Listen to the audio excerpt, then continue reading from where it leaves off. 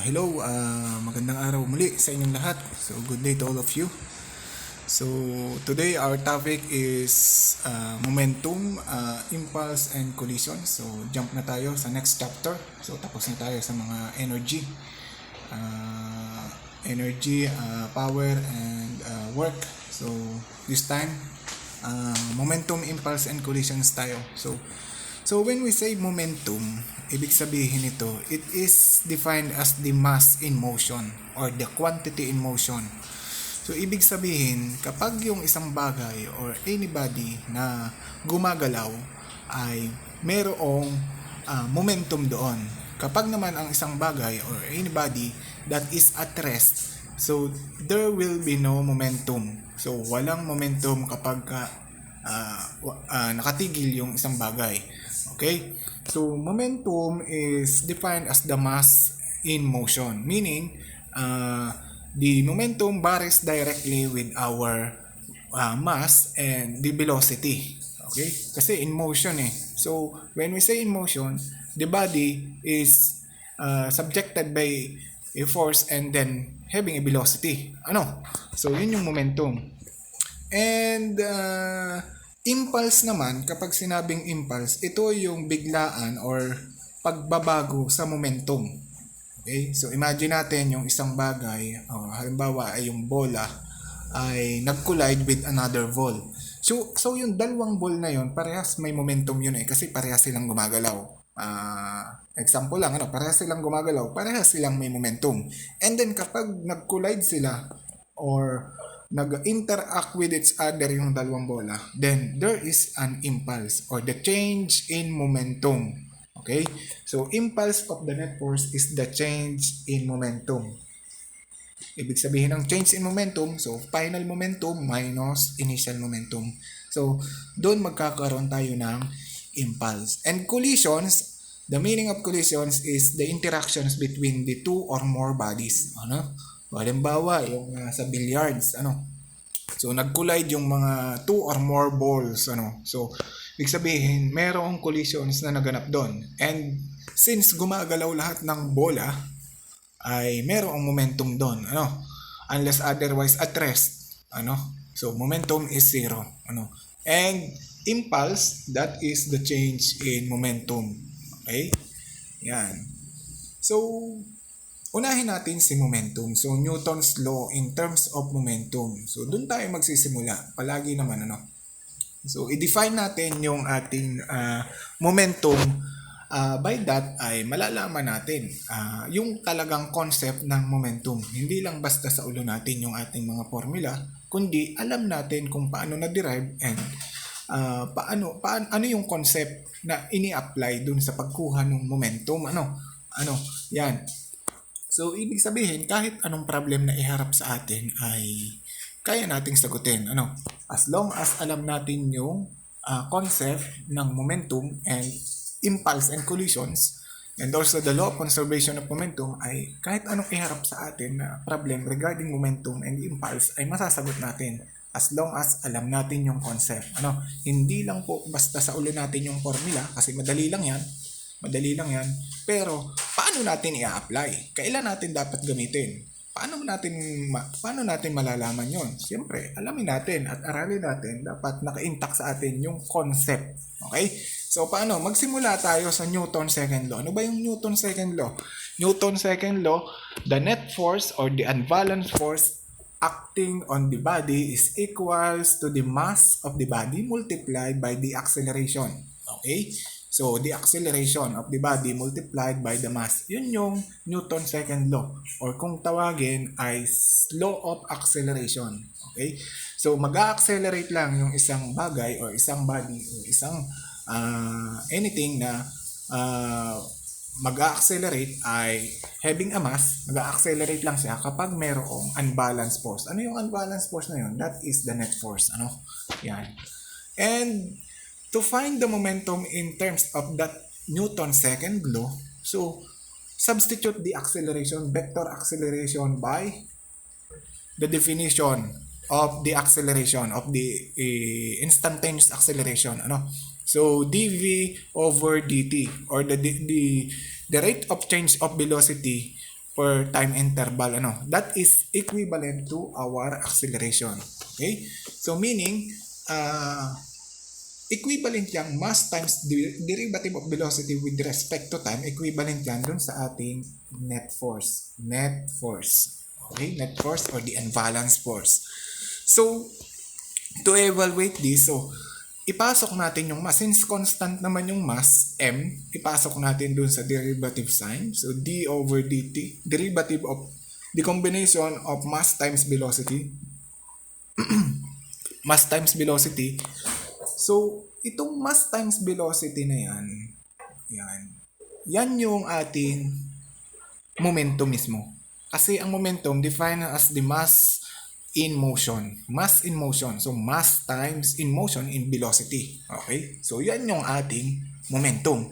And, yung changes daw dyan with respect to time is equivalent to the net force. Okay? So, yan yung Newton's second law.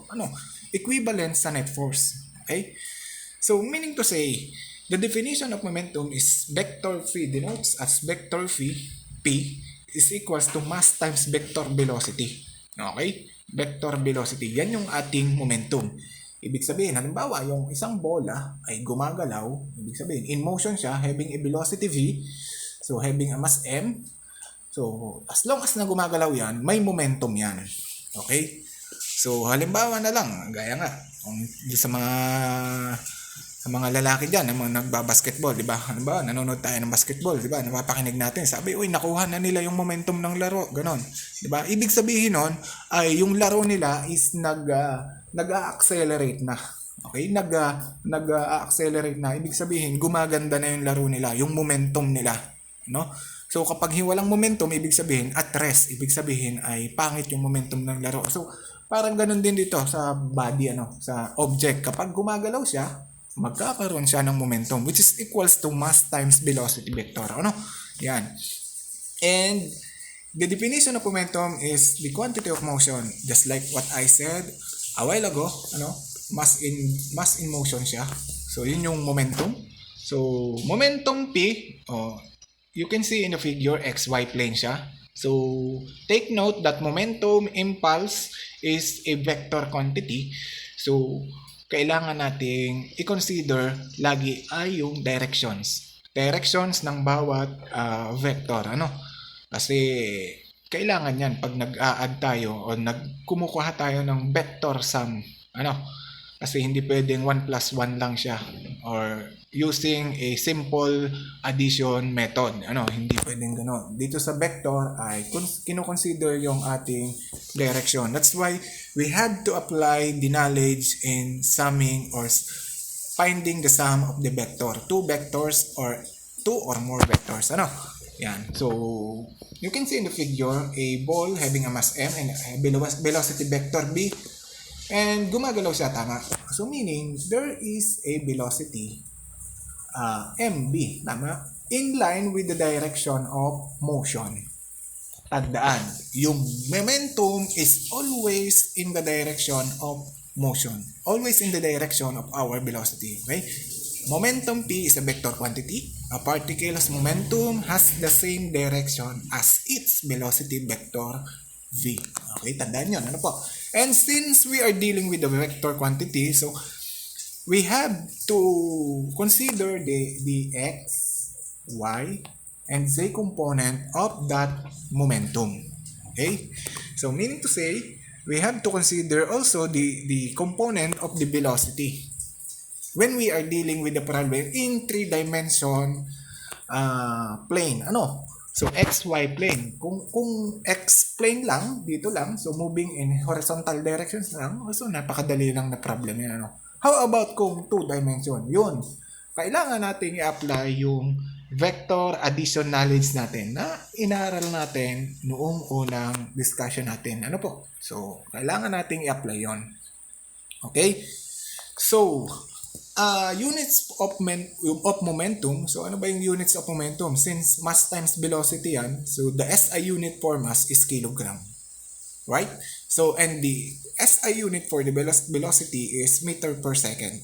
Okay? So, therefore, the units for momentum, SI unit is kilogram meter per second. Or sometimes, yung iba ay in Newton seconds. Okay? Why in Newton seconds? So, equivalent lang din yan dito. Why? Kasi Newton is kilogram meter per second square. Right? Okay? Kung i-multiply nyo dito sa second na to, cancel out lang yung isang second. Babalik lang din dito. Kilogram meter per second. Okay? So, yun yung units of momentum. Okay? Yan. So, then the Newton's second law in terms of momentum is equal to, is this. Yan. The net force is equals to the rate of change of momentum for time interval. Okay? So, yan yung ating Newton's second law. Okay? So, in terms of momentum. So, from that equation or from that law or from that equation, let us define the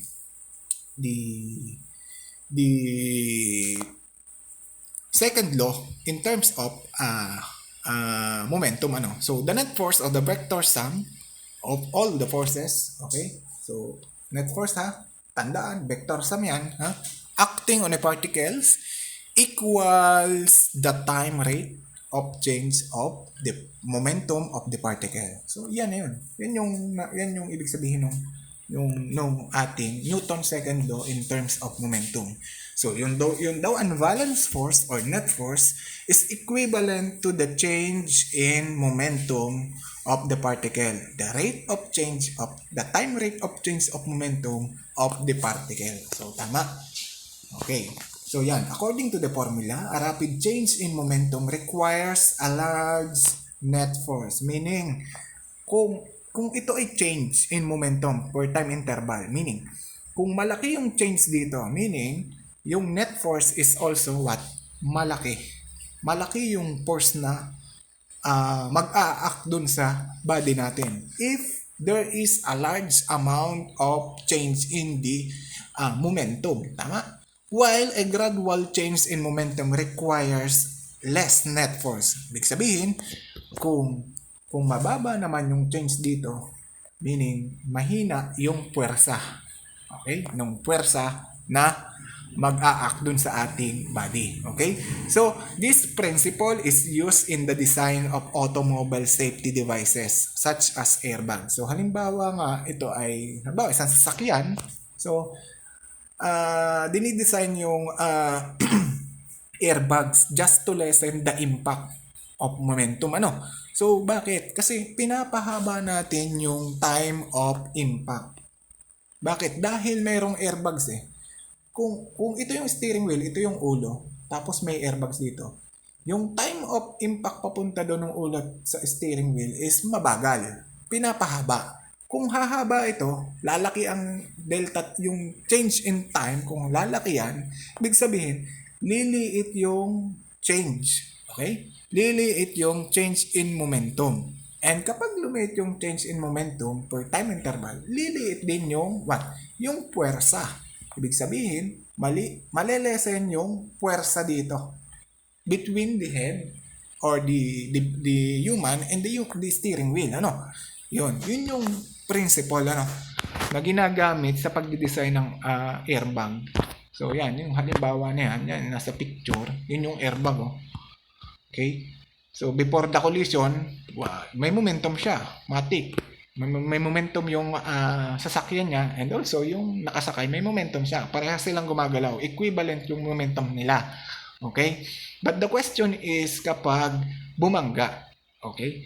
So, yung momentum magbabago. Kaya nga sabi dito, change of momentum per time interval. Yung momentum magbabago kapag bumangga. Kasi magbabago yung direction ng velocity niya. Diba? So, meaning, ay magkakaroon ng puwersa doon. Net force. There will be a unbalanced force. Paglaki ng change in momentum, paglaki ng puwersa na kailangan. Okay? Pagliit naman ng momentum, change in momentum requires a less net force. Okay? So ito yung paliwanag dyan. If a fast-moving automobile stops suddenly in a collision. Okay? So, ibig sabihin, yung automobile is moving, fast moving, ano. Kaya lang, bigla siyang nag-stop suddenly in a collision. Bumangga eh. The driver's momentum, mass times velocity, changes from a large value to zero. So, yung mass times velocity niya, before the collision, biglang bumaba or bumago ng direction. Ano? Ibig sabihin, in a short time, ano? Meaning, malaki yung posibleng maging injury kung walang airbag. Ano? Yung airbag, the purpose of the airbag causes the driver to lose the momentum para mabawasan yung change in momentum. Ano? And kapag mababa yung change in momentum, the momentum requires a less net force. So, mahina yung magiging impact. So, less injury tayo doon. Okay? Yan. So, the impulse momentum theorem. Ano ba yung impulse momentum theorem na yan? So, that is the relationship between the impulse and momentum. Yung impulse, mangyayari lang kapag mayroong change in momentum. Or, usually, kapag may collision. Ano? So yan, halimbawa, yung figure na yan. So, in an XY plane, we have a ball having a mass M. And in motion, having velocity V. And the direction of momentum during the motion is in line with the direction of the velocity. And the value for the momentum is equals to the product of the mass and the velocity vector. Okay? So, simulan natin saan? Doon ulit sa second law ni Newton's second law in terms of momentum. So, yan yon. In terms of momentum, Newton's second law. So, we can equate it into the change in momentum over change in time. Okay? Considering that the net force is constant dito. Ano po? Constant yung net force. Yung summation ng F na yan. Net force yan and balance force. So, vector P2 or the momentum, final momentum minus initial momentum over delta T or the T2 minus T1. Okay? And then, cross-multiply natin ito doon. Itong T2 minus T1, cross-multiply doon. So, magiging ganyan. So, summation of net force multiplied by the delta T is equals to P2 minus P1. Vector yan. And therefore, yung ating J dyan, yan yung impulse. Yan yung impulse na natin. Impulse. At yung impulse na yan, ito yun. The product of the unbalanced force or the net force and the time interval during that collision. Okay? During that change of momentum. Okay? Yan. It is equals to this. And then, net force times delta T. Yan yung ating impulse. Impulse, okay?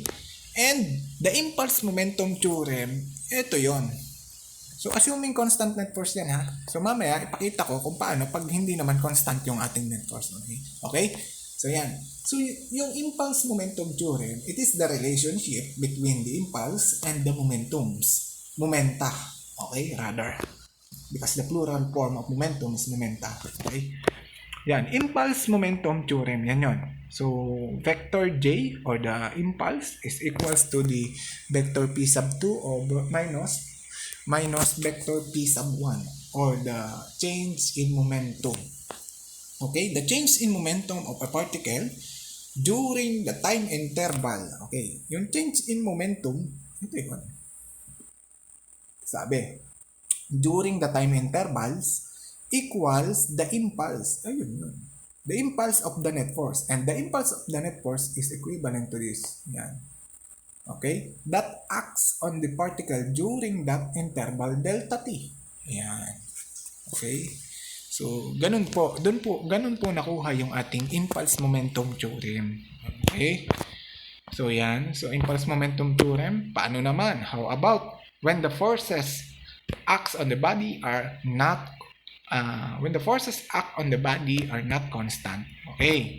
So, paano yan? Doon muli tayo magsimula sa Newton's second law in terms of momentum. So, the net force or the unbalanced force is equal to the time rate of change of momentum. Yan. So, gaya nung napag-aralan natin, so kapag ang net force is not constant, kailangan natin ay mag-integrate. So, kailangan nating integrate yung equation na yan. Okay, both sides. Kasi kung ano yung ginawa natin dito sa kabila, dapat ganun din dito. Kasi algebra po tayo and we are dealing with the equations, equal dapat kung ano ang ginawa dito, ganun din dito. Kasi kung dito ka lang mag-integrate, dito hindi, that is not equal. Okay? Hindi magiging equal yon. Okay? So, integrate both sides. So, integral of the unbalanced force, net force F in terms of time from T1 to T2 is equivalent to the integral of the change of the total momentum per travel time with respect to time. So, makikita nyo, itong equation na to, term na yan, makakancel out yung dt. Okay? So, that would be equal to integral of dp. dp na siya. And then, yung limits ay mababago. So, in terms of momentum na siya. So, from P1 to P2. So, kung i-integrate natin yan, so, magiging P na lang. And then, substitute yung lower limit and upper limit. So, P2 minus P1 ang magiging sagot yan. Meaning to say, kahit yung forces natin ay not constant, applicable ito. Okay? And in terms of unbalanced force naman, yung ating impulse ay magiging ganito. Okay? Ganyan. And yung ating impulse ay magiging ganyan, just like what I've said. So, integral of unbalanced force, F, summation of F in terms of time from T1 to T2, and that is the general definition of impulse. Kahit pa yung mapa-constant or hindi constant, applicable yan. Ano po? Kasi kung constant naman ito, kung constant yung force, hindi natin kailangang mag-integrate. Ano? Kasi ito, kung constant ito, lalabas natin doon, magiging integral of dt. Okay? And then, integral of dt is equivalent to delta t. Delta t na yan. So, babalik lang tayo dun sa formula ng impulse dealing with the constant force. Okay? Yan. And, applicable ito. Yan. Change, parang yung sa kinetic energy lang, yung work energy theorem. So, applicable siya kahit hindi constant yung ating force. Ano? Ito yan. Oh. Yan. Equivalent yan doon. Okay? Ayan. So, the impulse momentum theorem, when forces are not constant, general definition of the impulse, ayan. Yan yung general definition. Gi-integrate tayo. When forces are not constant. So, let us analyze graphically. Okay? Let us graph the the net force versus time graph. So, kung i-graph natin dito, ito yung equation nito in terms of time, ito yon. Yan, yung linya na yan, yung pataas na yan. Yan. And, para makuha, yung product of fx times delta t, yung time, yan yung impulse, di ba? Tama. So, meaning, makukuha natin yung total impulse niyan, finding total area bounded by that equation, by that curve, So, paano kunin yun? So, integrate lang tayo. Kuha tayo ng maliit na strip dito. Yan, maliit yan. Then, dx ito. And then, ito, ang taas niyan ay, ito na. Yan, yung fx in terms of t. In terms of time yan. And then, the area of that strip is the product of the vector sum fx in terms of time multiplied by dt. Yan, yung dt na yan. So, ito na yon. Tama? And para makuha natin yung total area niyan, kailangan nating i-integrate. Ayun. Yun. Yan yung general definition of the impulse. Okay? Tama? The area under the curve of the net force versus time equals the impulse of the net force. Tama? So, yan yon. Ngayon, so, pwede din nating i-treat yan using the F average. So, F average. So, ano ba yung F average na yan? Yan yung vector force average. Okay? So, yan, ito ay may force dito. Hindi equal, nagbabari. Iba't iba ang force. Okay, dito, dito, dito, dito. Yung force dito is not equal to here. Not equal, not equal, not equal. So, nagbabari, ano. So, pag pinag-plus-plus nyo lahat yung force na yan, plus, plus, plus, plus, plus, then divide mo kung ilan, so F average yon. Tama? F average. And F average, so assume natin dito tatama sa gitna yung line. Okay? Magiging ganyan. So yung the area bounded by that line and in time interval ay equivalent saan? Equivalent saan yan? Doon sa kanina. Dito. Dan sa area na to. Yan total area na yan. Equivalent lang din dito sa area na to. Okay? So meaning, itong general definition of the impulse, pwede nating i-treat na ganyan. The impulse is equals to the average force multiplied by T2 minus T1. So ito ay kapag hindi constant yung ating net force. So F average na lang yung kinuha natin. Okay? So yan. So the impulse momentum theorem, so generally ay pwede nating isulat na ganito lahat. So, nandiyan na, sama-sama na lahat dyan. So, in terms of vector sum, ito siya. In terms of F average, in terms of the change in momentum, and in terms of change in momentum again. So, yan. Yan yung impulse. So, we are dealing with vector quantity. So j sub x pa lang yan. So meron pa tayong j sub y. So with respect to x and with respect to y. And also similarly for the z component. So paano yun? Di papalitan lang natin yun ng z. And also this z. Kasi kailangan natin yan. Kasi vector quantity tayo. Hindi tayo scalar quantity. Ano? So, example tayo. Okay? A ball hits a wall. You throw a ball with a mass of 0.4 kg against a brick wall. So, may wall daw. Binato daw natin yung bola. Ang bigat ng bola, 0.4 kg. It hits the wall moving horizontally to the left. So, to the left yung moving nung bago mag-hit yung bola at 30 meter per second. Rebounds horizontally to the right at 20 meter per second. So, ganyan yung figure. Ganyan yung figure. So, before the collision, ang velocity is 30 meter per second to the left. That's why negative yan. And ang mass niya, 0.4 kg. Before and after, constant yung mass niya yan. And after the collision, nag-rebound yung bola. Horizontally pa din.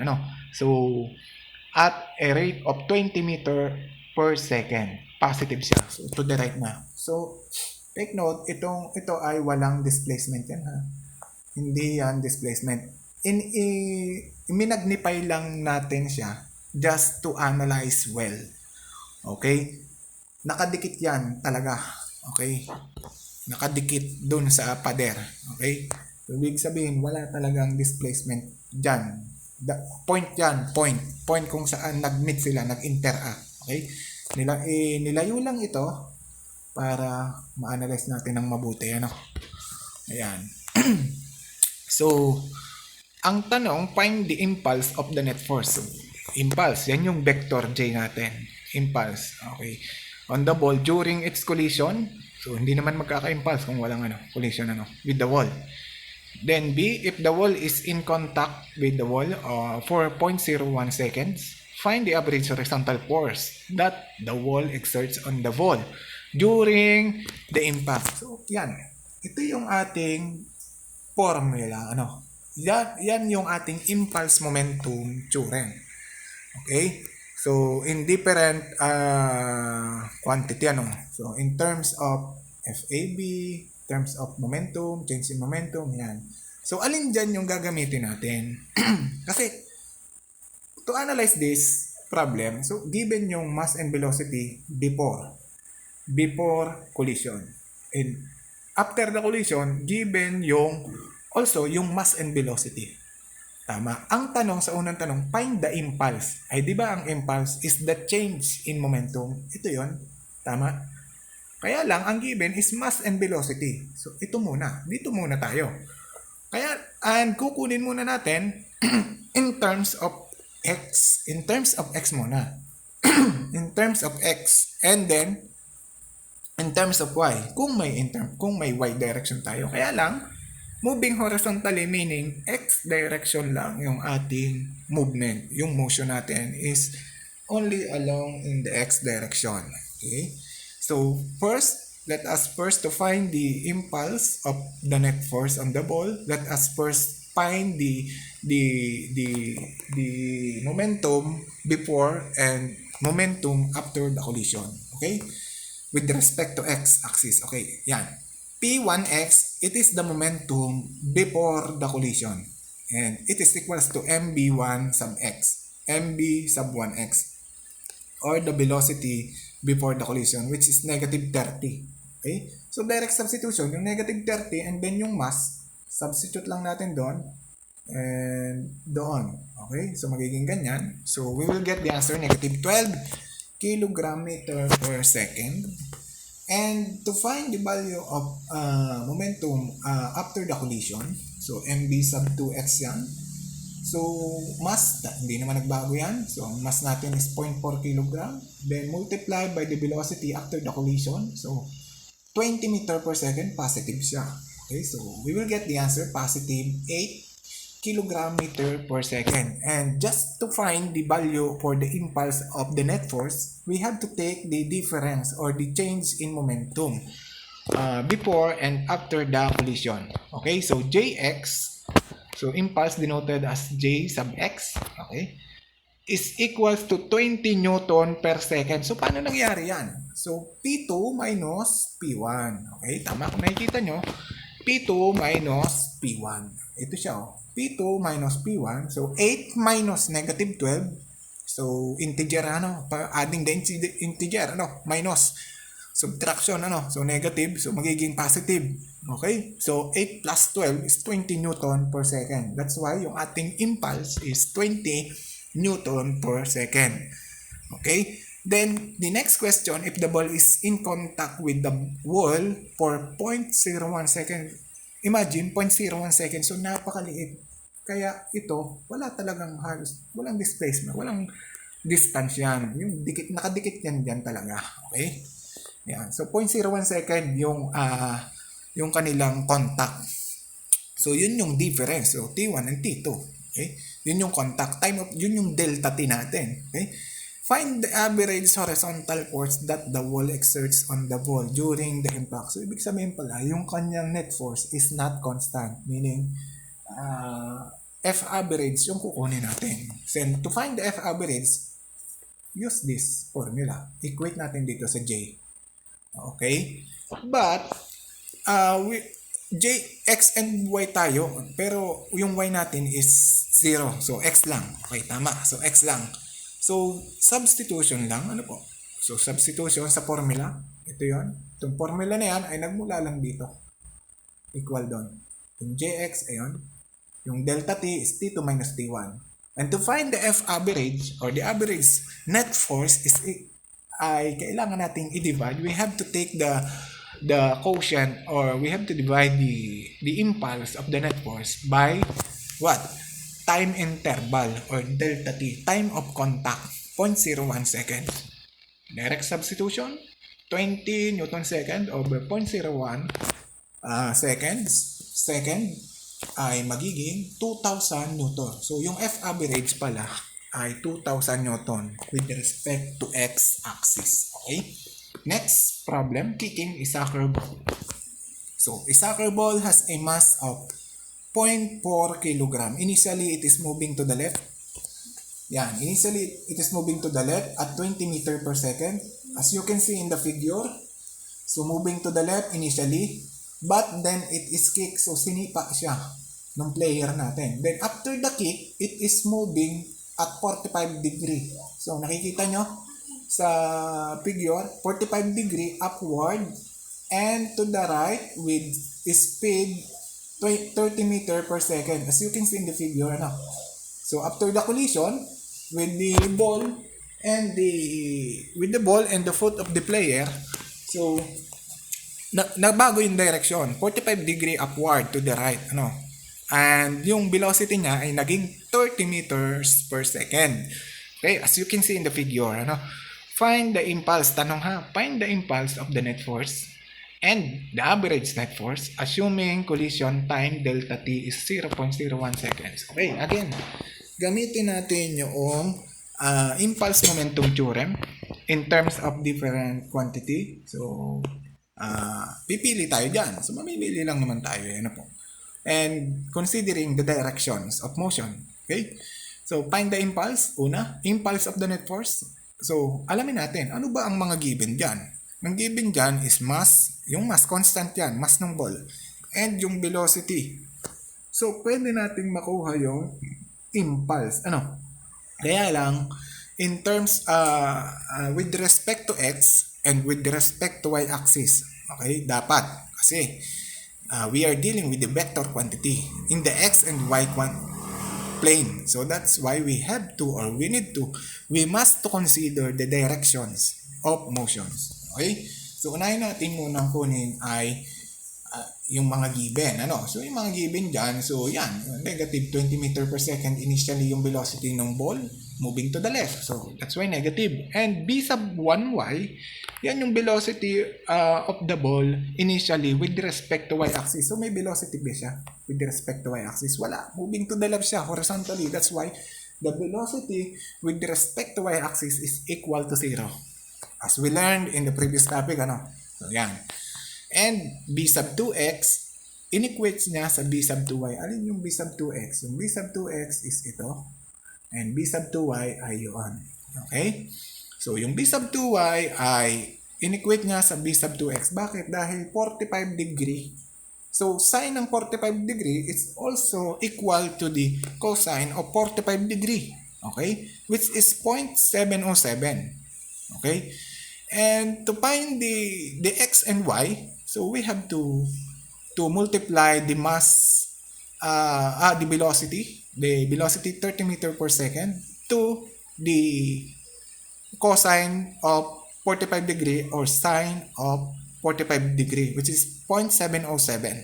Okay, and we will get the value for the final velocity of the ball with respect to x and y axis, 21.2 meter per second. Okay? 21.2 meter per second. And to find the impulse with respect to x, so we have to take the difference of the momentum, final momentum and the initial momentum. So p sub 2x minus p sub 1x. So remember, so vector quantity tayo. So kailangan ay consider natin yung knowledge natin sa pag-operate ng mga addition and subtraction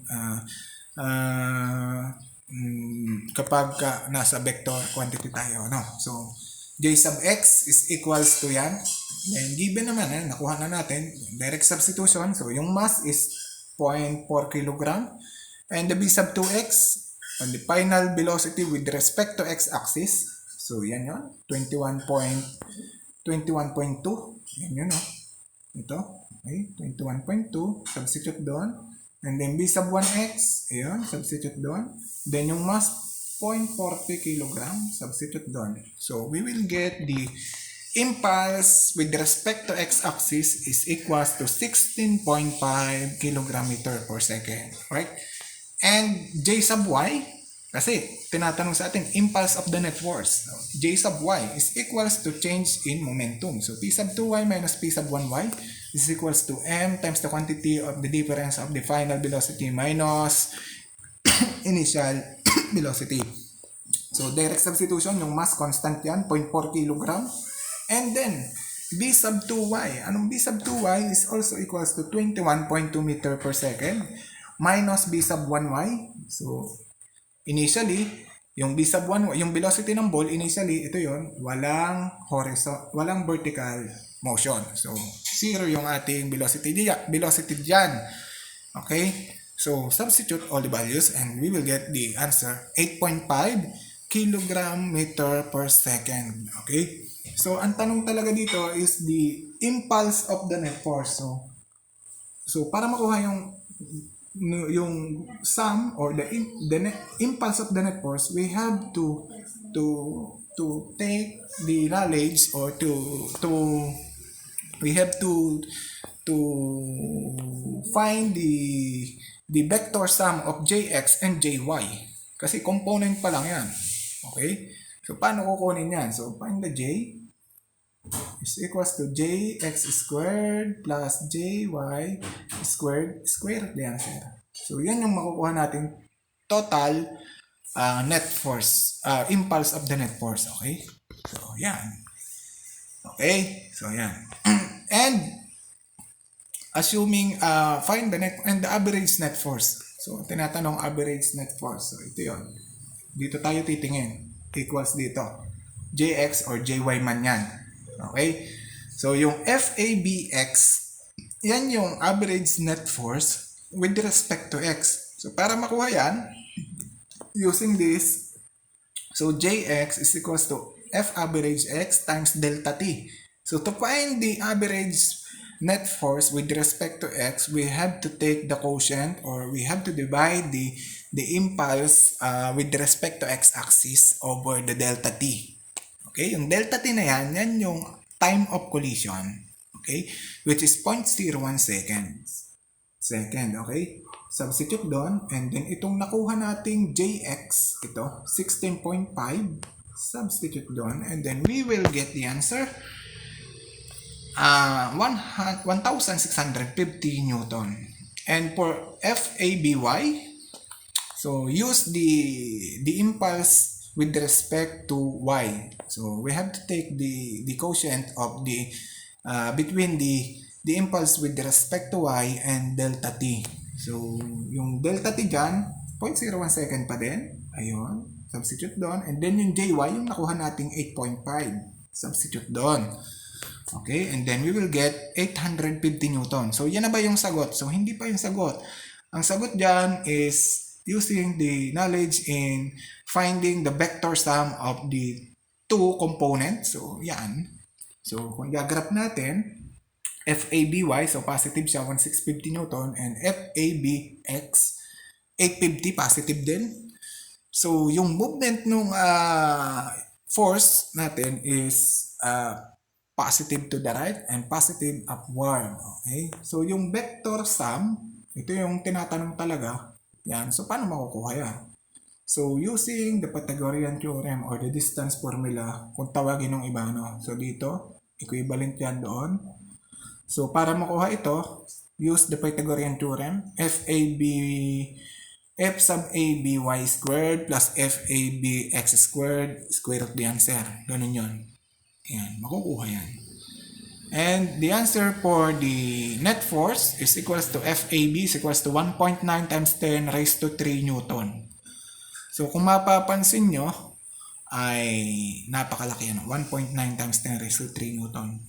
And, siyempre, we are dealing with the vector. So, kailangan nating alamin, ano yung line of direction? Anong value ng theta? Okay, so paano kunin yun?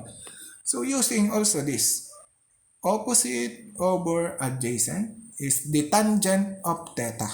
Tama? So, ang opposite dyan is FABY over FABX. Okay?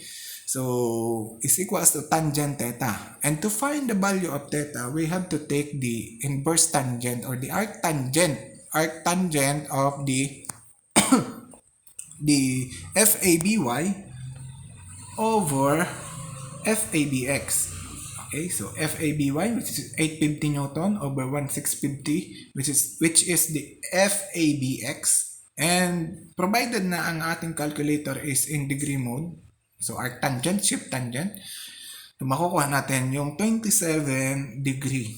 Okay, so kung mapapansin nyo, yung 27 degree is mas maliit dun sa 45 degree. Okay?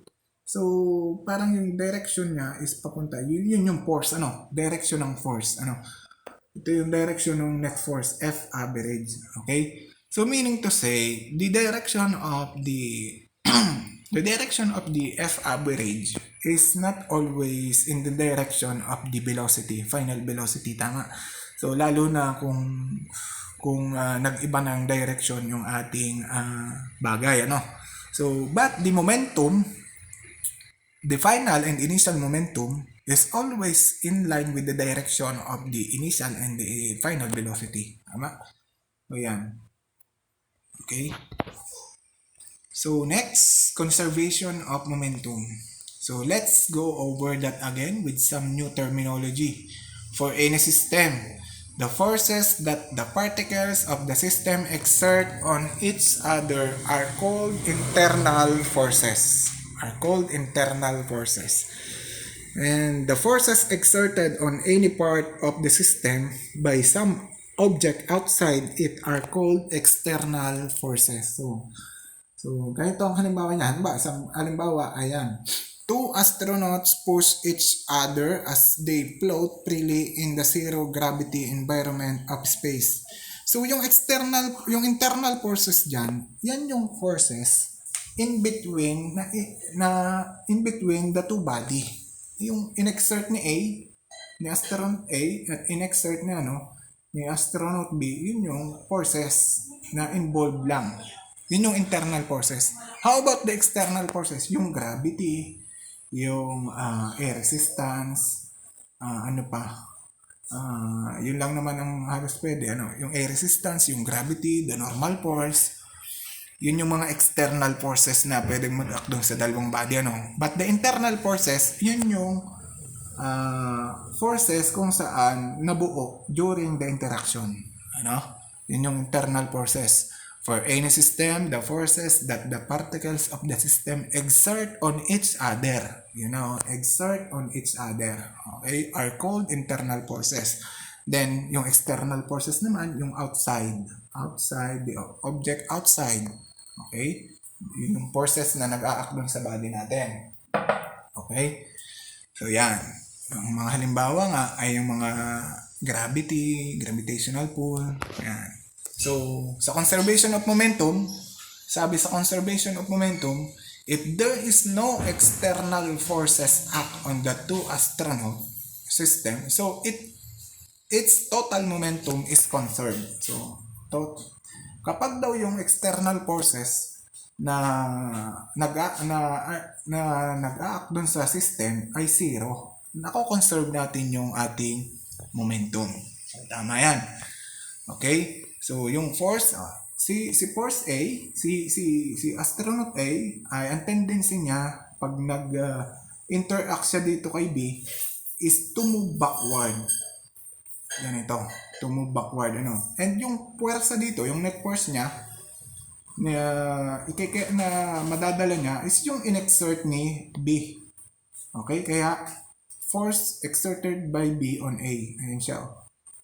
And, oppositely, si A naman ay nag-exert ng force kay B, which is equal to dito. Yan. And ang tendency nito, si astronaut B, is to move also backward. Opposite in the direction of the motion of astronaut A. Okay? Yan.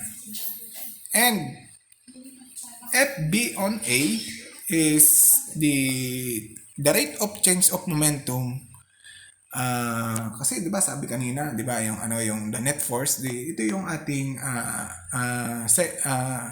the second law of motion with in terms of momentum. Yan. So FB, the net force on B on A, the net force exerted by B on A. So ayun, nakikita nyo, yung nasa baba, So ito yon. Net force exerted by B on A is equal to the change of momentum of A with respect to time. Okay. So, yan yung second law of motion natin in terms of momentum. And also, yung ating kabila, si astronaut B, ay magkakaroon ng net force, which is yung in-exert ni A. In-exert ni A, F, force exerted by A on B, pupunta siya doon. Ito yung magiging net force niya.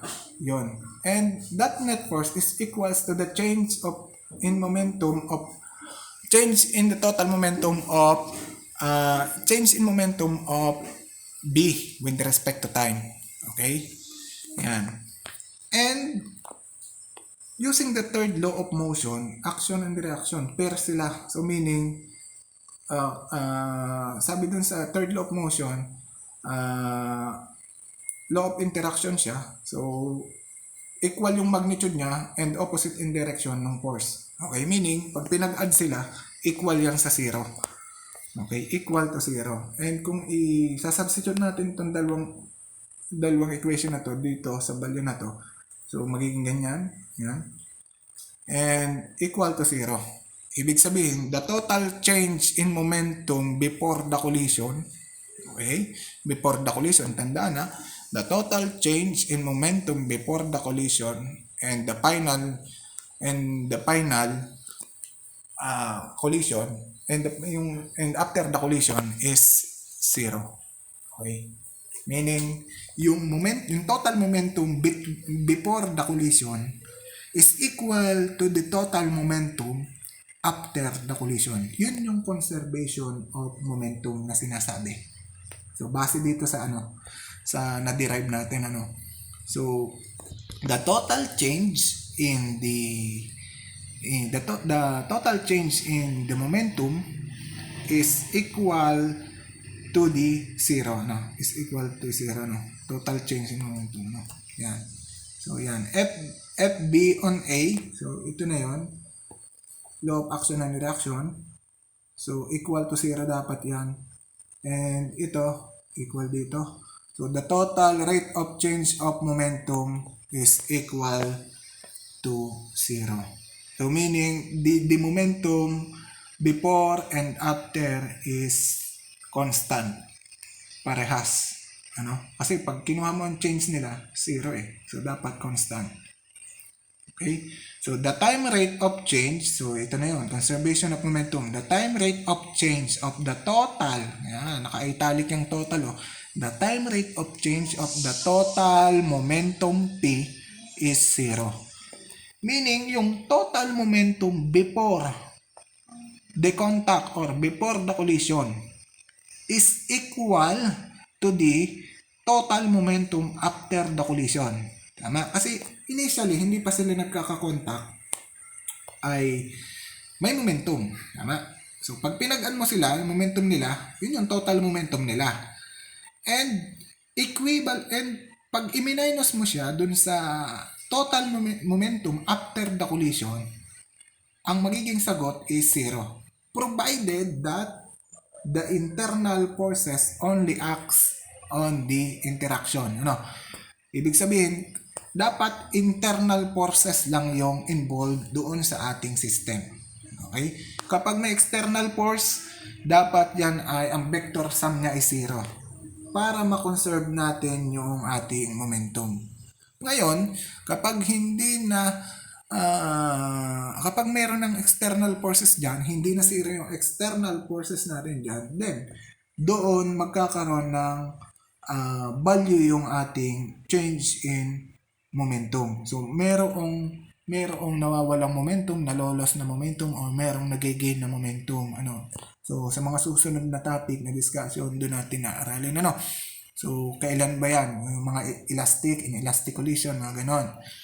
Okay? But for now, so aralin natin yung paano ba nagko-conserve ng momentum. That is, when the external forces is, the vector sum of the external forces is equal to 0. Meaning to say, the only forces that act on the body, two bodies, are only the internal forces. Okay? Yan.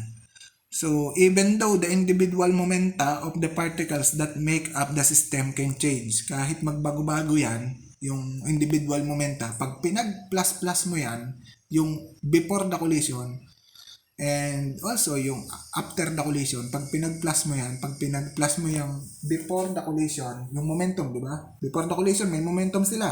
Pag a-add-addin mo yun, pag pinag-add mo yun, may makukuha ng sagot. Dapat yun, equal doon sa summation ng total momentum after the collision.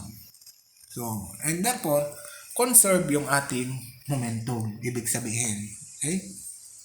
Ayan, conservation of momentum, isa pang halimbawa, wala naman sa outer space. So, meron ng value ang ating external forces, but horizontal yung kanilang motion. And ibig sabihin, yung normal force is balanced by what? The weight. Yung normal force is balanced by the weight. Meaning, cancel out lang. Cancel out itong force na to, dalawang force na yan. And again, only the forces act on the system is only the internal forces. Ano ba yung internal forces? Again, yung forces na pinagsaluhan nila, kumbaga. Yung forces na between them, okay, during the interaction. Wala yung due to weight and wala yung due to normal force kasi nabalance na sila. Yung vector sum nito is 0 Okay? That's why the forces the skaters exert on each other form an action and reaction pair. Okay? Although the normal force and gravitational forces are external, their vector sum is 0. Okay?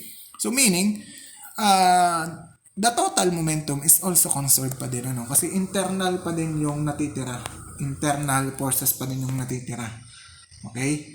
Yan. So, FB, yung force ni B na in-exert on A. So, ito yon. And force ni A, then in-exert ni A on B. So, ito yon. So, yan yun. And equivalent daw siya dun sa total change of momentum. Okay? Total change of momentum. But since internal forces lang yung involved, 0 yung vector sum ng external forces, then conserve yung ating momentum. Yung change nito ay 0.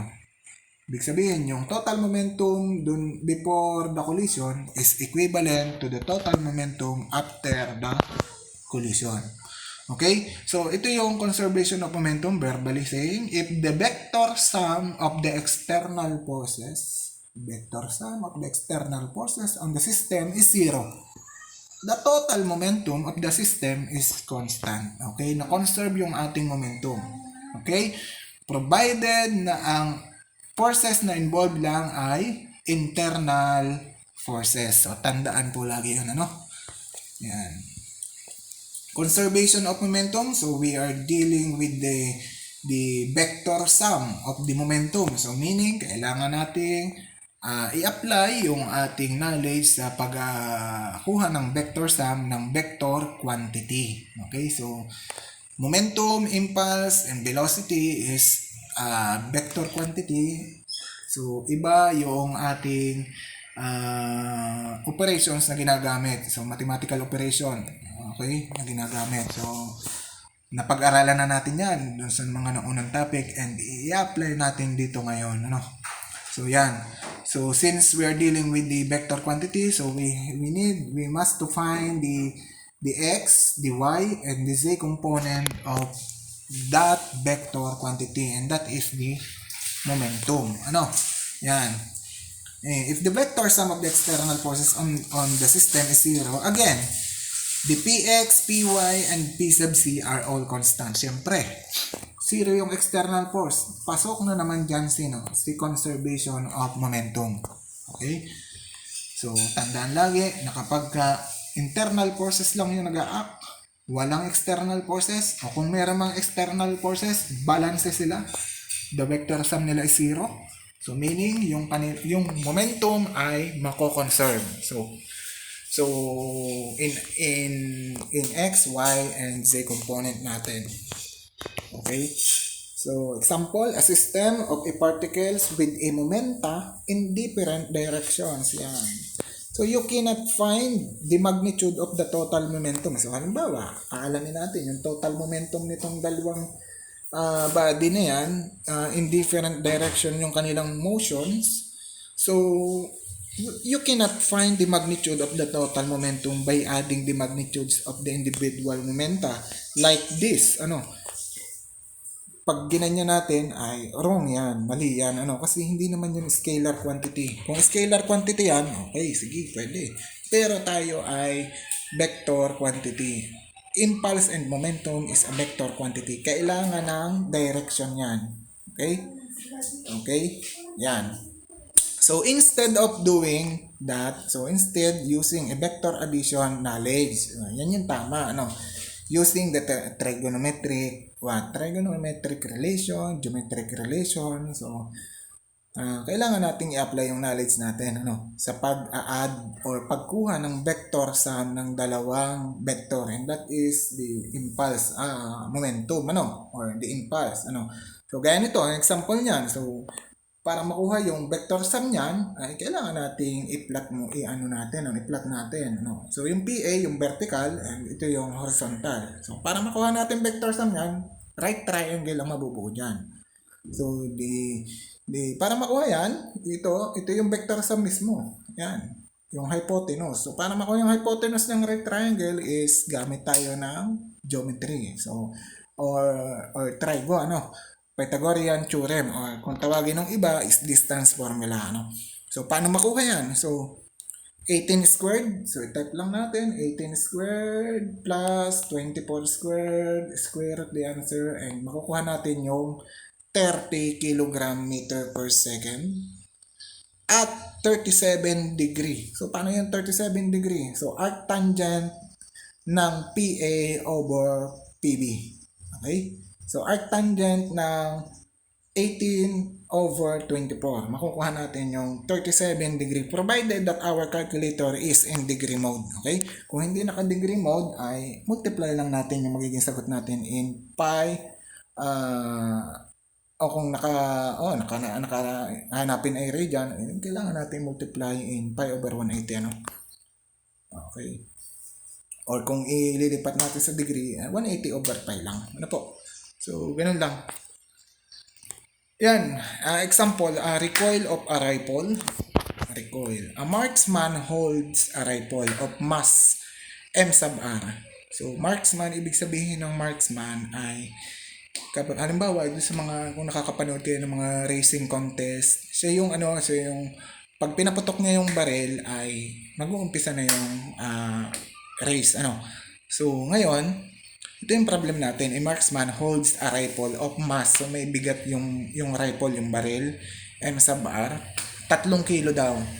Loosely. Ibig sabihin ng loosely ay mahina lang yung pagkakakapit niya ni marksman. Mahina lang.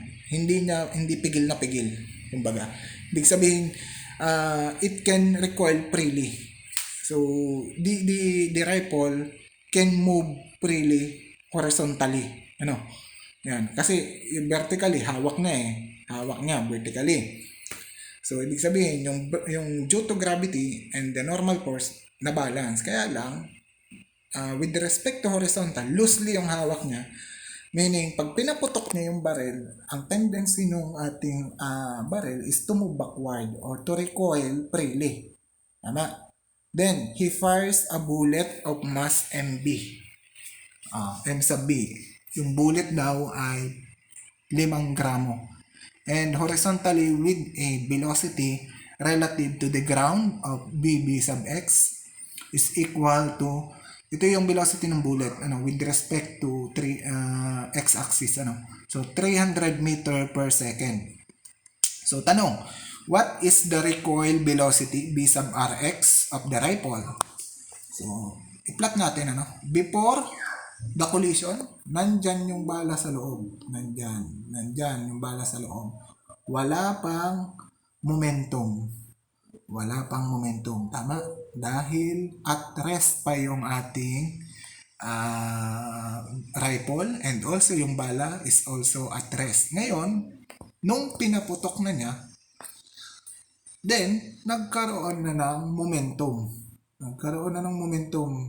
Nagkaroon ng momentum to and nagkaroon na ng momentum to. Okay? Reversely, oppositely. So, ang tanong, given yung velocity ng bala, 300 meter per second, pati yung bigat ng bala, 5 gramo. And given din naman yung mass ng barrel, 3 kilogram, 3 kilo, mabigat-bigat. And ang tinatanong sa atin is yung velocity nung pag-move ng barrel backward or yung pag-recoil niya. Kasi nga, yung hawak ng kamay dito sa barrel, rifle ay loose. So, it can recoil freely backward. So, apply natin yung ating knowledge. So, alamin muna natin yung mga target variable. So, BRX. And tanong din dyan yung momentum of the bullet with respect to X and momentum of the rifle with respect to X. Kasi magkaka-momentum na yan. Gumalaw na sila parehas, di ba? And the final kinetic energy, so just like as we learned in the work energy power discussion, so kinetic energy is equivalent to the mass 1/2 of the mass times velocity squared. Okay? So yan. So unahin natin ay yung i-analyze natin. So ano ba yung total momentum before? Di ba wala? Zero. Kasi wala silang ginagalaw eh. Yung total momentum before the collision ay zero.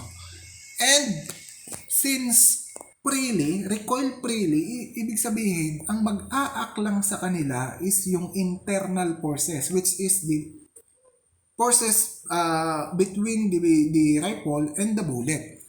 Okay? Yung normal force cancelled out kasi the balance siya nung weight nung parehas no bigat ng bala and bigat nung rifle. Tama? Na-balance sila eh. So meaning, internal forces lang yung mag-a-act dito with respect to x-axis. Okay? Ayan. So meaning, conserve yung ating momentum. Yung total momentum before the collision, okay, is zero. So meaning, dito, after the collision, the total momentum must also equal to zero. Tama? So, yan. So, yan. Therefore, P sub x with respect to x, yung momentum with respect to x lang naman tayo, ay equal to zero. Kasi nga, at rest dito eh. Walang momentum dyan. So, to find the momentum, to find the BRX, so we have to equate it into zero. Kasi total momentum dito, zero. Total momentum dito, zero din. Para ma-conserve natin. So, MBVX, ito yung after the collision. After the collision. The momentum after the collision is also equal to the momentum before the collision, which is equal to zero. Tama? So, MBVX, so given yan, yung mass ni bullet, given, 300 meter per second, and the velocity ni mass ni bullet, which is 5 kilogram, and the velocity ni bullet, which is 300 meter per second, and yung mass ni rifle, which is 3 kilogram, and ito yung tinatanong. So, BRX, makukuha na natin yan by equating it to 0. Okay? So, equating it to 0, so makukuha natin yung BRX, B sub RX, or the velocity of the rifle with respect to x equals to negative mb over m sub b times velocity of the bullet with respect to x after the collision. And substitution lang all the values, then we will get the answer, negative 0.5 meter per second. So, yan yung recoil velocity. Okay? Tama? Ayan. Then, the next target is the momentum of the bullet with respect to x. So, given naman. Ang momentum ng bullet is mass times velocity of the bullet. Tama? So, 300 times 300 meter per second mass, velocity yan, times multiply by mass, which is 5 grams. So, kailangan natin i-convert ito sa kilogram. Why? Dahil SI unit tayo. So, kilogram meter per second dapat ang ating maging unit pagka yung momentum. So, SI unit. So, we have to convert it to kilogram. So, we will get the answer of 1.5 kilogram meter per second. And the next target variable is the kinetic energy of the bullet after the collision. So, 1/2 mv squared lang. So, direct substitution. So, yung mass, nandiyan na. Yung velocity, nandiyan na din. So, direct substitution. Then, we will get the answer for the kinetic energy of the bullet, 225 joules. And the next target variable is the momentum of the rifle with respect to x. So, mb na naman yan. So, with respect to x din. So, mass ni rifle, given, 3 kilo, 3.0 kilogram, times yung ating velocity. So, negative 0.5. Yun yung nakuha natin. Ito yun, yun yung nakuha natin na BRX. Yun yung velocity of the rifle or the recoil velocity. Yung recoil velocity or the velocity of the rifle with respect to X after the collision, after the interaction. Okay? Ayan.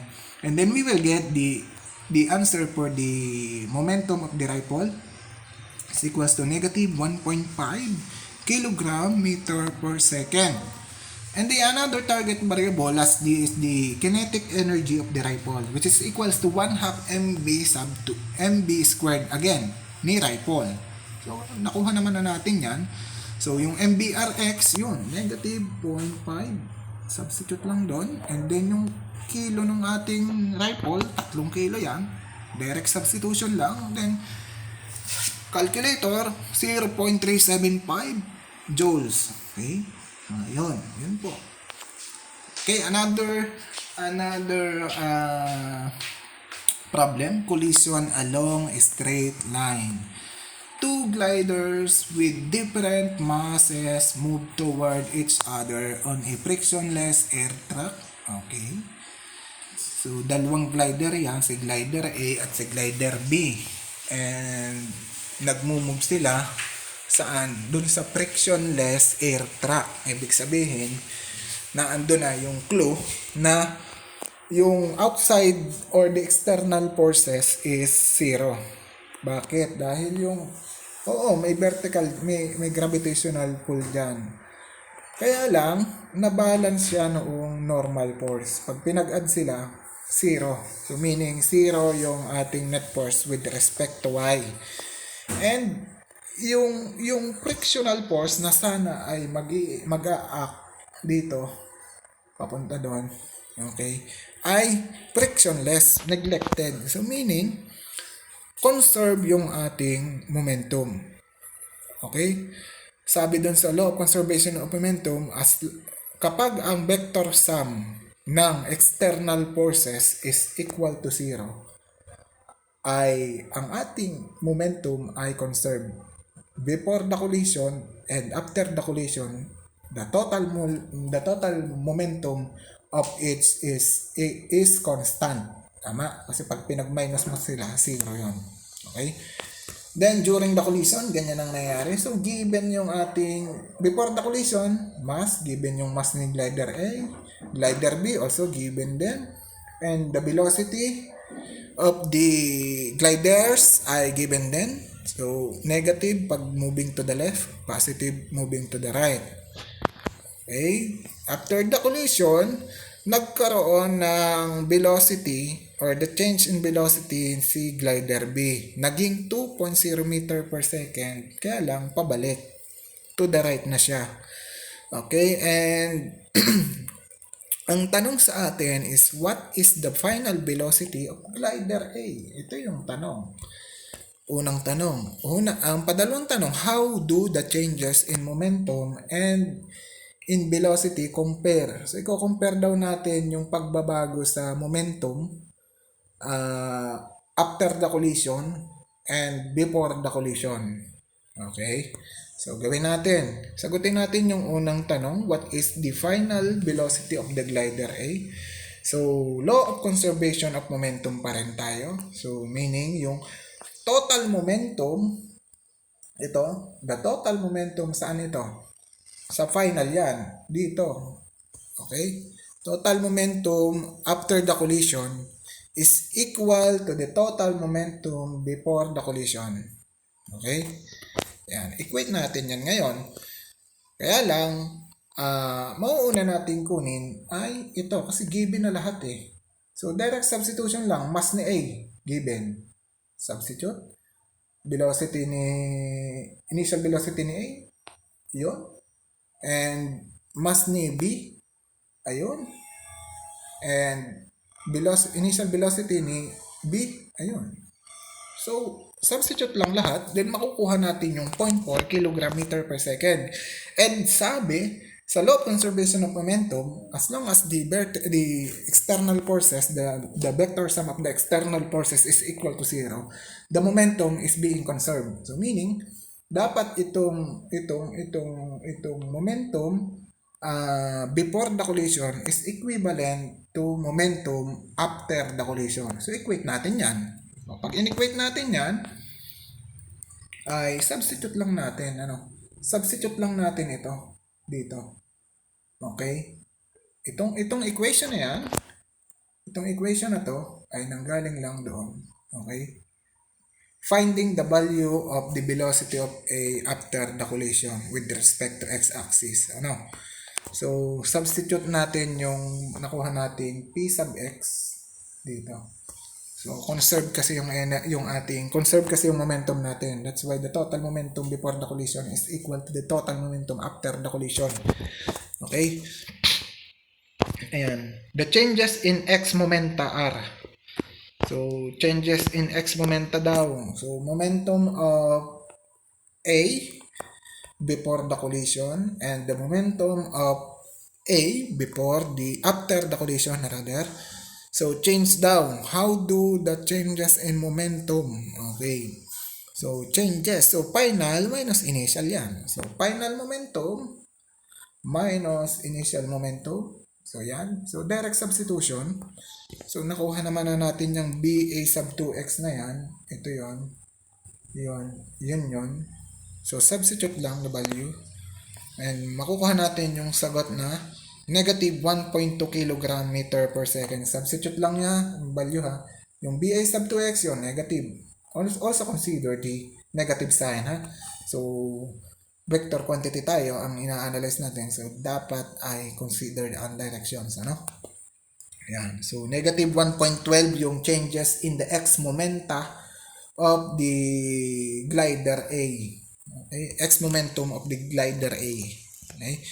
So, glider B naman, the change in momentum of the glider B. So, final momentum of the glider B minus final momentum of the glider minus the initial momentum of the glider B. So, after collision minus before collision tayo. Okay? So, substitution ulit. So, yung MB mas ni B ay 0.3 kg. So, and then yung BB sub 2 naman, given din.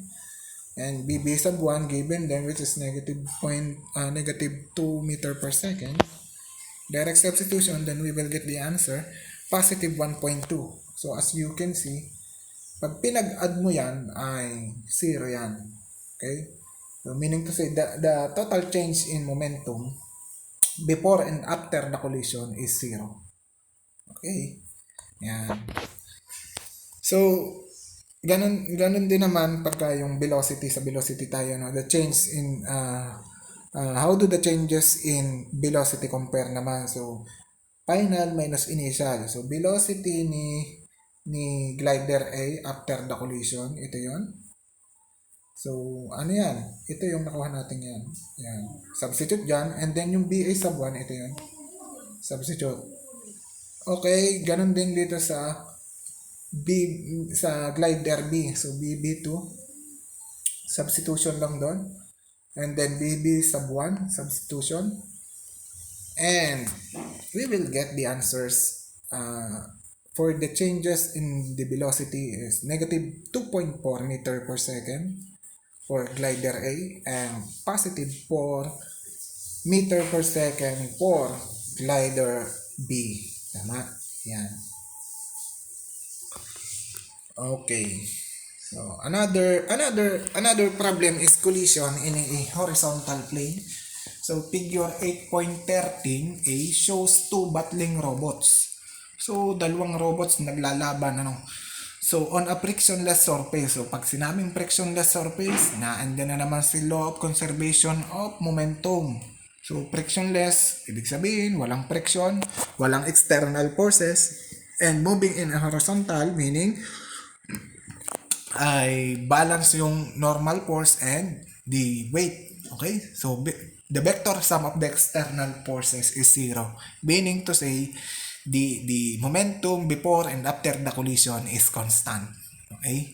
The difference between them is zero. Okay? Yan. Then, robot A with a mass 20 kg. Oy, mas malaki ito. Si robot A, 20 kg siya. And then, initially moves at 2.0 meter per second parallel to the x-axis. And then, it collides with robot B. Si robot B naman has 12 kilogram. So, mas magaan siya. And is initially at rest. Oy, kampante lang ito. Ito, matapang. Sinugod ito si B. Ito, naghihintay lang siya. Naghihintay na kumounter, kumbaga sa boxing, ano po. Ayan. So, si robot A, sugod agad. And, after the collision, robot A moves 1.0 meter per second in the direction that makes an angle alpha is equals to 30 degree. Nabago yung direction niya. 30 degree, nagganon daw nung bumangga. Okay?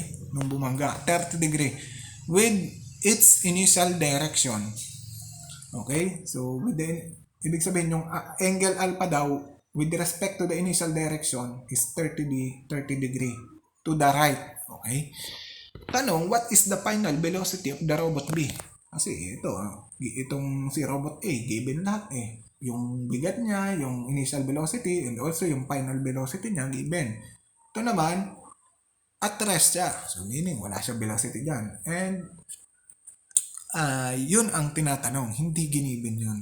Yun ang hahanapin natin. Yung final velocity of the robot B. Okay, so, pre-body diagram, after the collision, ganyan ang mangyayari. Okay? Yan. So, angle alpha. Yun yung 30 degree. Yung beta, hindi pa natin alam. And, yung BV sub 2, hindi pa natin alam. Yan yung tinatanong. Okay?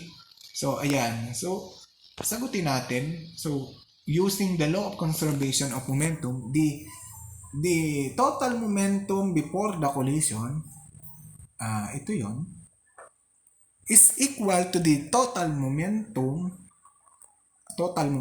after the collision. So, yan yung law of conservation of momentum. Okay? And by that, we can find the value of the velocity of robot B. So, vector quantity again. So, with respect to x-axis muna. Okay? So, kasi ang tendency nito is ang velocity niya is papunta doon. Kaya lang, in terms of their component muna makukuha natin. Okay? In terms of x and y axis muna. So, unahin natin yung velocity ni robot B, final velocity ni robot B with respect to x axis muna. Okay? So, ayan. Ayan. So, with respect to x yan ha. X. Okay? So, ito muna yung hahanapin natin. BB sub 2x. Okay? So, to find that, we have to take into consideration the law of conservation of momentum. Yan. So, using the law of conservation of momentum, from this equation, magiging ganito. Finding the value of the final velocity of the robot B with respect to x-axis. Tama? Ito pa lang yun ha. Wala pa to. Mamaya pa yan. Ha. Yan. Okay. So, mass ni A, 20 kg. Tama. So, and then, initial velocity to the right. So, positive siya. Given yan, 20 meter per second to the right. Then, plus, mass ni B. Anong mass ni B? Given yan, 12 kg. And then, velocity, initial velocity before the collision, nakatigil lang siya So, 0. Tama? 0 yung velocity niya. And then, dito tayo nakatingin ha. Minus mass ni A times velocity ni A after the collision with respect to X. So, ang mass niya is the same as mass pa din, 20 kg pa din. And then, yung BA sub 2X, okay, BA sub 2X, ito yon. Tama? Ito yon. Kasi ito giniben. 1 meter per second yan. Yun yun. Yun yung naging velocity daw niya after the collision. Kaya lang, BA sub 2x yung hinahanap natin. So, kasi nandito sa formula no? Yun yung lumabas So, BA sub 2x is equals to the BA sub 2 cosine of alpha. Ano yung alpha? Yun yung 30 degree. So, 1 meter per second, ito yun. Yun. Cosine 30 degree para makuha itong horizontal component niya. Okay? Kasi horizontal component yung tinatanong yung hinahanap natin So, cosine 30. Okay? Over mass ni B. Anong mass ni B? Mass nito, 12 kg. Then, finding using your calculator, input all the values, and we will get the 1.89 meter per second x velocity ni robot B after the collision. X pa lang siya. So, hindi pa yan yung velocity niya talaga. Kasi, x component pa lang yan nung velocity ni robot B. So, alamin naman natin ngayon yung velocity ni robot B with respect to y. Kasi ito, with respect to x-axis yun. Nakuha na natin. Okay, tama. Tama, ano? So, alamin naman natin ngayon yung with respect to y-axis. Okay?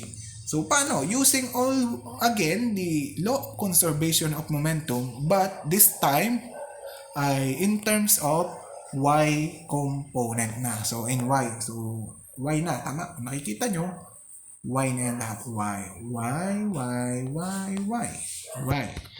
So, yung total momentum before the collision with respect to y. So, ito yung before the collision with respect to y-axis is equals to the total momentum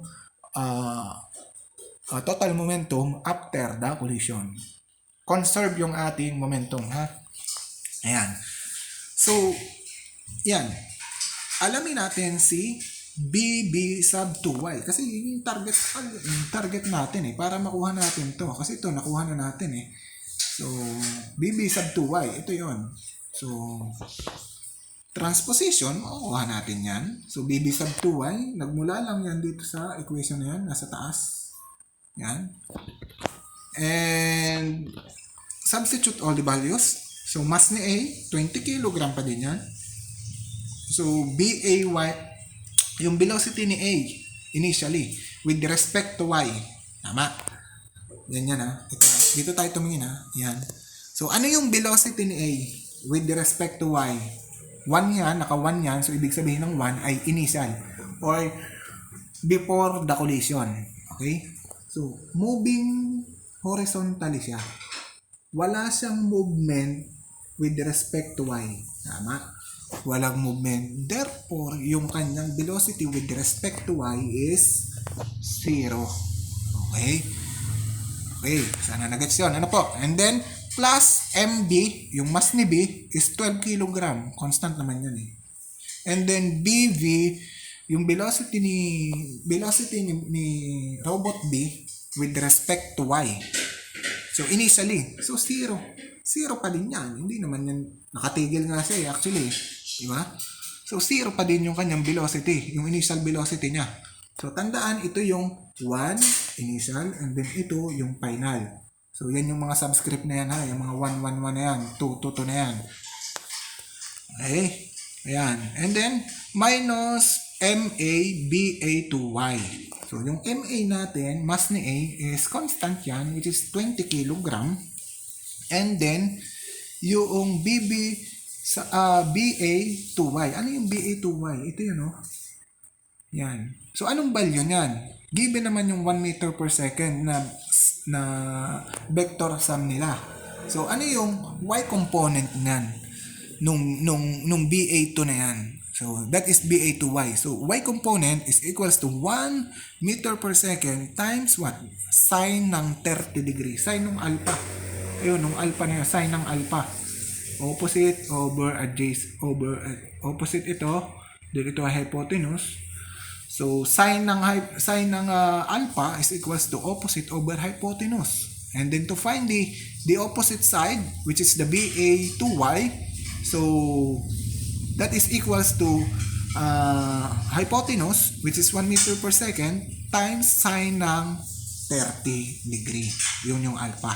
Okay? And all over M sub B, yun yung constant na yan, yung bigat or mass nung ating robot B, which is 12 kilogram. And then, we will get the answer for the velocity of robot B after the collision with respect to y-axis, negative 0.83 meter per second using the calculator. Input all the value here in calculator, makukuha natin yan, negative. So, negative, tama yung assumption natin dito. Tama yung ating after the collision, yung analyze natin, So, negative dito. Negative yung ating BB2y. And since positive yung X component ni BB, ay BB sub 2 ay to the right siya. Okay, so tama yung ating illustration. Okay, negative 0.83. So, yan na ba yung sagot? Ang talagang sagot dyan ay yung, since ito yung ating tinatanong, yan talaga. So, using this X and Y component of that vector velocity B, velocity sub B2, or the velocity of the robot B after the collision, ay kailangan natin ng Pythagorean theorem, or the distance formula kung tawagin ng iba, po. So, para makuha itong hypotenuse na yan, ay kailangan natin ng Pythagorean theorem, Yan. So, 1.89 meter per second square. So, yan yung ating nakuha kanina na X component. Ito yon, X component 1.89, and ito naman equivalent yan dito. So, negative 0.83 yan. So, to find this hypotenuse, so we have to take the Pythagorean theorem. Then, we will get the final velocity of the robot B after the collision equal to 2.1 meter per second. And again, we are dealing with vector quantities, so that's what. So we need to find the directions. We need to find also the direction of motion. So paano 'yon? So paano makukuha yung direction ng beta v? Yung beta v, yung degree beta. Yan, nakikita nyo sa figure B, Paano makukuha yan? So, nakuha natin yung BV2Y. Okay? Ito yun, nakuha natin yan. And BB2X. So, to find the value of alpha B, so, kailangan natin ng relation, trigonometric relation. So, tangent ni alpha B is equals to opposite, which is BB sub 2Y, over the adjacent, which is BV sub 2X.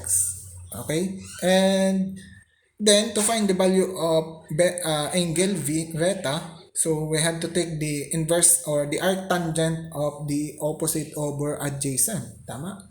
Which is the negative 0.83 over 1.89. And will lead to the final answer, which is negative 24 degree. So, ito yung ating, so, ibig sabihin ng negative ay clockwise yung rotation, clockwise, papunta dito. Okay? So, kung natatandaan nyo, clockwise, negative yung ating degree. Counterclockwise, positive yung ating degree. Okay, so tama yung ating illustration, which is negative 24 degree. So provided that our calculator is in degree mode, take note of that, kasi kapag ka naka-region mode yan, tapos ang pinapahanap ko is degree, ay hindi nyo makukuha yung tamang sagot, yan. So kailangan maging careful tayo lagi, po, yan. So thank you and have a good day, and that concludes our topic for today. And kung may mga tanong, you can message me and I will answer. Okay? And thank you ng marami sa inyong lahat and have a good day.